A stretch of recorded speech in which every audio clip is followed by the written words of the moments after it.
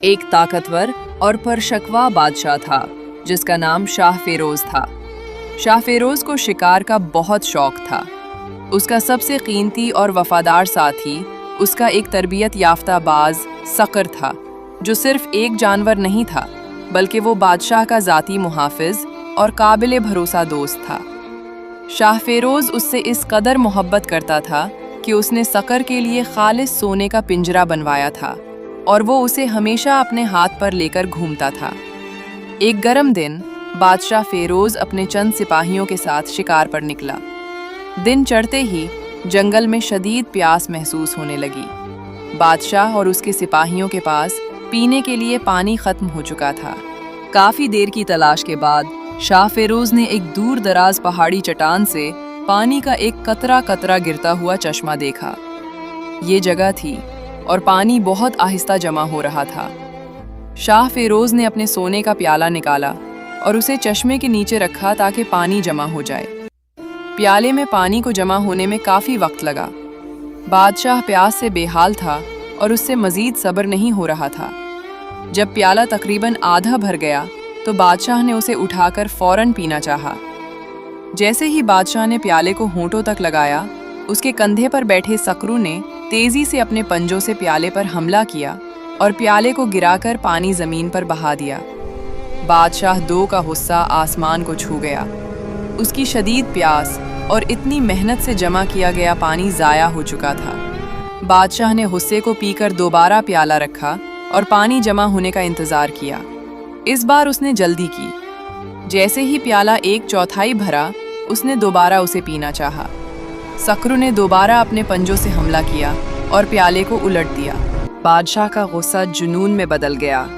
اسے لگا کہ اس کا وفادار دوست صقر اسے جان بوجھ کر اذیت دے رہا ہے۔ وہ بھول گیا کہ یہ صقر ہمیشہ اس کی حفاظت کرتا آیا ہے۔ غصے کی شدت اور پیاس کی بے چینی نے اسے اندھا کر دیا۔ تمہاری یہ ہمت!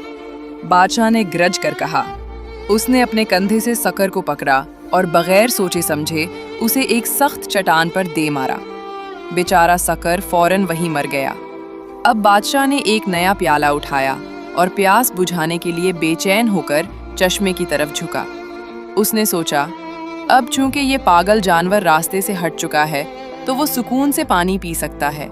پانی پینے سے پہلے اس نے سوچا کہ کیوں نہ وہ خود اوپر جا کر دیکھے کہ یہ پانی آ کہاں سے رہا ہے۔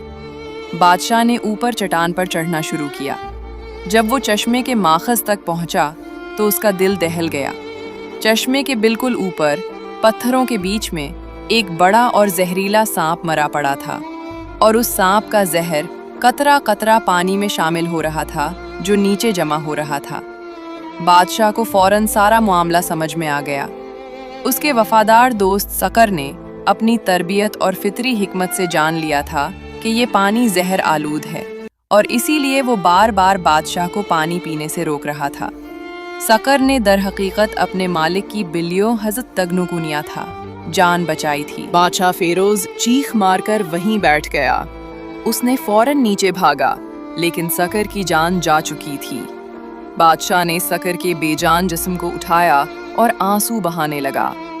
اسے احساس ہوا کہ اس نے غصے اور جلد بازی میں اپنے سب سے قیمتی اور مخلص دوست کو کھو دیا، جس نے اس کے لیے اپنی جان قربان کر دی۔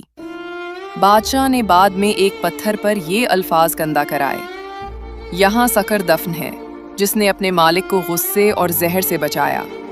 بادشاہ فیروز نے یہاں صبر اور وفاداری کی قدر نہ کرنے کی سزا پائی۔